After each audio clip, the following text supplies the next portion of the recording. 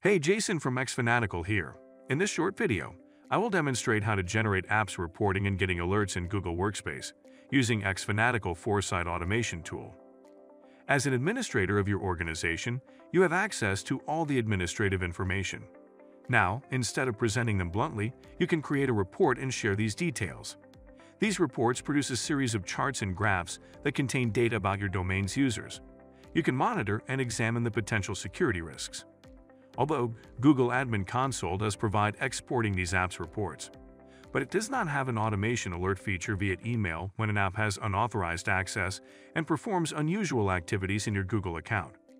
Thus, Foresight creates real-time alerts to make you aware of unusual app usage. How to generate apps reporting and getting alerts in Google Workspace using xFanatical Foresight automation tool. Creation of the rule. Sign into the Foresight account. Go to the Rules page and click on the New Rule button. Step 1. Select the Recurring Times trigger. Select the Start Time. Here you should select a time at least 15 minutes later. Then, select Repeat every 1 day. After that, select the Ends time. Here, we have been selecting Never. You can select other times as per your requirements. Click Next. Step 2. Select the Convert Date action. Then, select the current date in the source date field. After that, select the Date Change steps. So, select Subtract in 3 days. Enter date as the variable name. Select Add Next action. Step 3. Select the Get Apps Report action. Now select the date in the date field. Again, click Add Next action.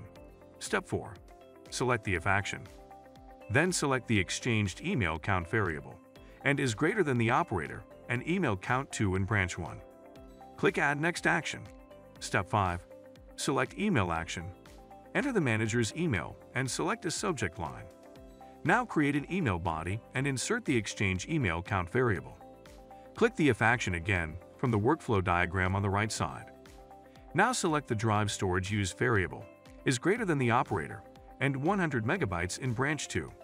Again, click Add Next action. Step 6. Select the email action. Enter the manager's email ID again. Add the subject line to device storage exceeds 100 megabytes. Compose email body, include the drive storage used variable. Select the If action.